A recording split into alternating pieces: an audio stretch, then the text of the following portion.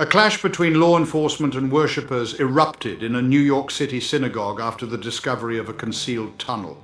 Greetings and salutations to everyone. Today's video focuses on a heated conflict surrounding a concealed underground passage found at the Chabad Lubavitch movement's global headquarters in Crown Heights, Brooklyn. This discovery led to a physical altercation between worshippers and law enforcement.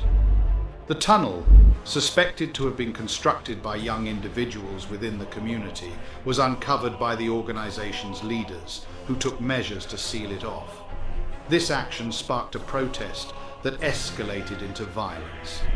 Supporters of the tunnel argued that they were carrying out a long-held expansion plan envisioned by the former leader of the Chabad movement, Rebbe Menachem Mendel Schneerson. As a result of the incident, 9 individuals were apprehended, and the building underwent an examination to determine if the tunnel had caused any structural harm. Without further delay, let us begin our discussion.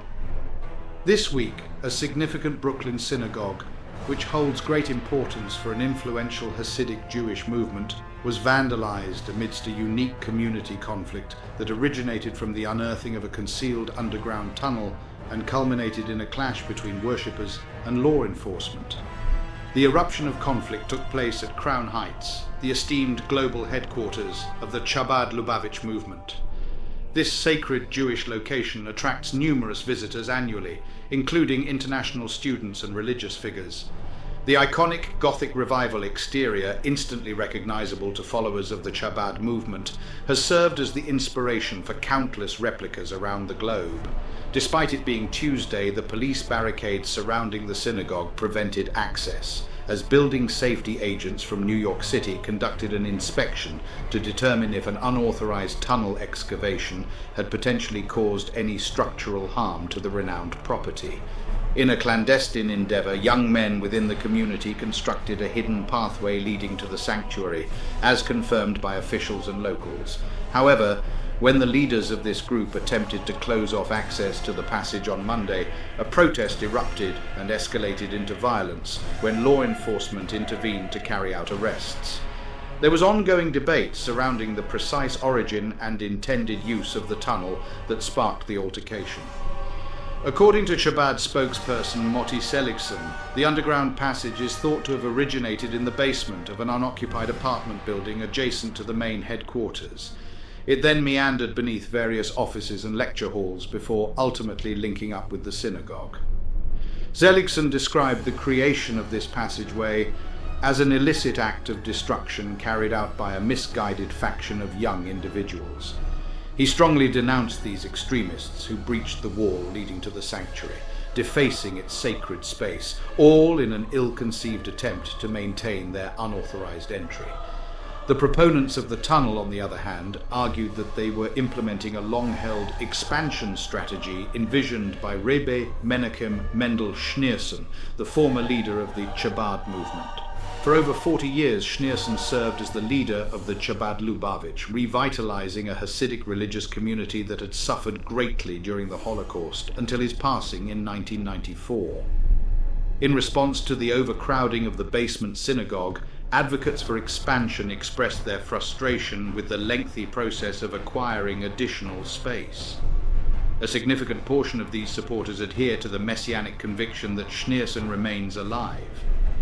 According to 21-year-old Brooklyn resident Zalmi Grossman, the desire for the tunnel project is shared by both the rabbi and the community.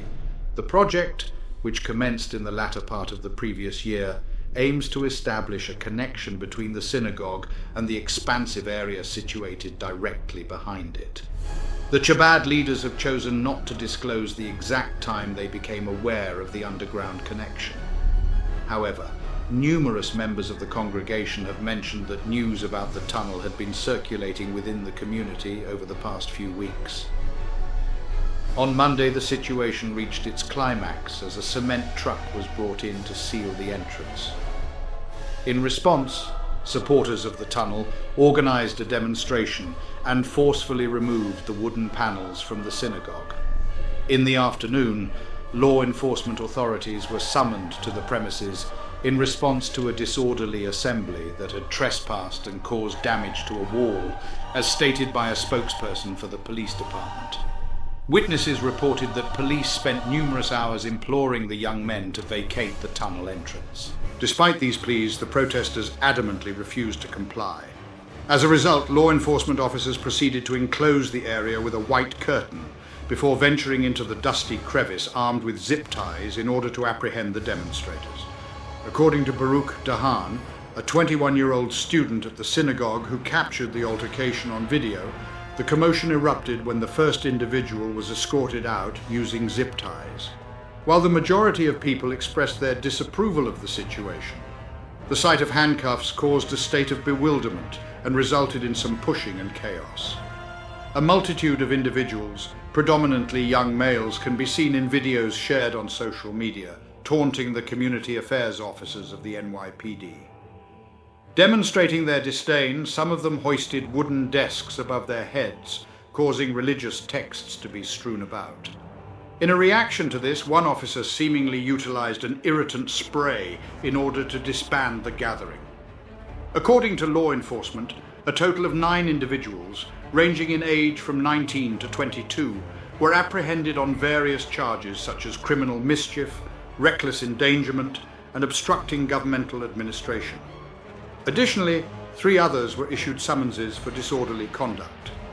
On Tuesday evening, a representative from the Department of Buildings stated that the results of the inspection were still pending.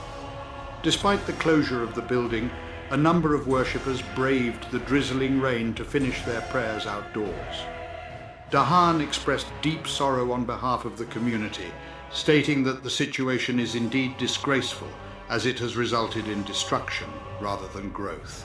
To support our channel's growth and ensure broader awareness, kindly hit the like and subscribe buttons. This will help us reach more individuals and disseminate valuable information. Thank you in advance.